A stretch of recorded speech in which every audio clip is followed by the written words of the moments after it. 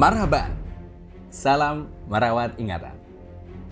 Tahukah kamu bahwa kota Baghdad yang hari ini menjadi ibu kota negara Irak, dahulu adalah ibu kota negara Kekhilafahan Abbasiyah yang menjadi mercusuar peradaban manusia ketika itu. Sebagai ibu kota Kekhilafahan Abbasiyah, Baghdad menjelma menjadi kota indah menawan. Semua sisi dari kota Baghdad saat itu amat menakjubkan dan menyihir mata setiap orang yang singgah atau sekedar mampir di sana. Tapi semuanya berubah saat Mongol menyerang.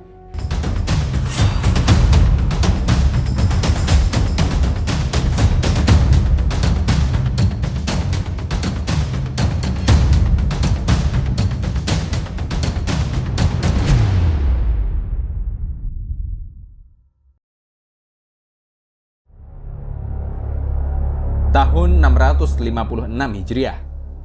Sebuah tahun yang kelam. Hari-hari pada tahun itu begitu mencekam. Tahun di mana kematian begitu dekat, mengetuk setiap pintu rumah kaum muslimin.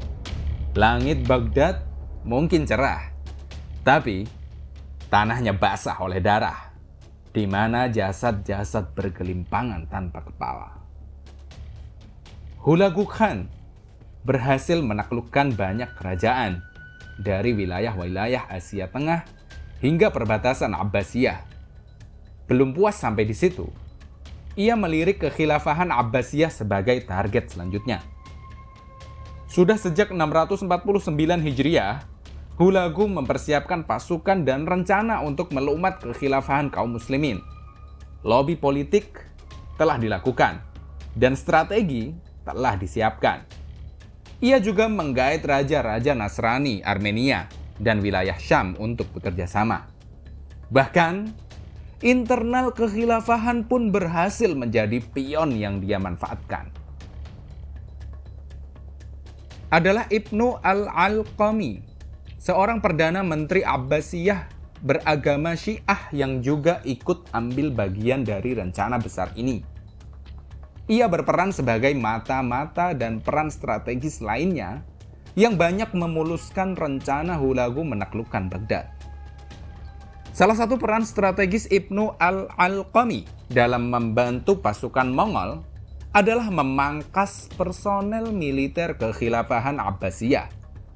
Ia juga melakukan lobi politik kepada Hulagu untuk menjadikannya wakil Mongol di Irak, dan sebagai gantinya, ia akan memuluskan masuknya pasukan Mongol ke Baghdad. Serigala berbulu domba. Itulah Ibnu al-Alqami. Dia juga berperan sebagai negosiator antara Khalifah al-Musta'sim dengan Hulagu. Dengan kelicikan dan kecerdikannya, ia berhasil menipu sang khalifah untuk datang menghadap Hulagu dan membicarakan perjanjian damai tipu-tipu. Perang itu adalah tipu daya, begitu sabda Nabi. Sayangnya, sang khalifah dalam episode pahit ini adalah objek dari tipu daya yang dimainkan Hulagu dan Ibnu al-Alqami. Maka, ketika Al-Musta'sim beserta pembesar kekhilafahan berikut keluarga dan para ulama datang ke kemah Hulagu untuk berbincang. Namun, yang bicara pada kesempatan itu bukanlah kata-kata, tapi pedang yang memutuskan kepala dari raga. Terjadilah panggung pembantaian. Para pejabat, para ulama, keluarga khalifah dibunuh di tempat, di hadapan Al-Musta'sim sendiri. Sang khalifah juga dipaksa menonton bagaimana putra-putra dan cucunya dibunuh di depan matanya. Dan khalifah juga dibunuh sebagai penutup acara itu. Pembantaian atas khalifah, para pejabat, dan pembesar kekhilafahan hanyalah muqaddimah dari panggung pembantaian yang lebih besar. Karena hari-hari mengerikan bagi Baghdad baru dimulai setelah itu. Para muslimah yang menjaga kesucian dirinya pada hari itu ternoda. Hanya sedikit anak-anak yang menjadi yatim dan hanya sedikit muslimah yang menjanda. Karena pasukan Mongol tidak pilih kasih untuk membunuh. Tidak ada batas minimal bagi mereka untuk sebuah kematian. Al-Imam As-Suyuti menyebutkan bahwa panggung pembantaian dipentaskan selama 40 hari lamanya. Nyawa manusia bagai permainan. Hidup seseorang diputuskan pada pedang-pedang mereka. Siapa yang hidup dan siapa yang mati dipilih sesuai selera hati. Imam Adz-Dzahabi berkomentar atas musibah naas tersebut. Beliau berkata, ini adalah musibah yang belum pernah menimpa kaum muslimin.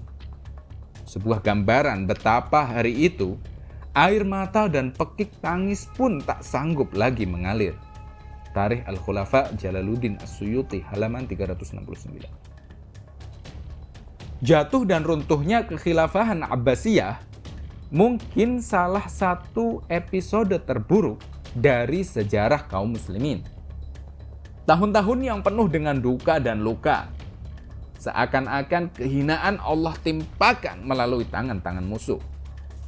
Namun, pelajaran besar dari sebuah kekalahan adalah ada yang salah pada tubuh kaum muslimin saat itu. Sehingga kejayaan itu Allah cabut dan diganti dengan kehinaan. Dan itu terjadi karena jauhnya mereka dari petunjuk Allah Subhanahu wa Ta'ala. Karena janji Allah sungguh benar atas hamba-hambanya, Allah akan senantiasa menolong mereka selama mereka menolong agamanya.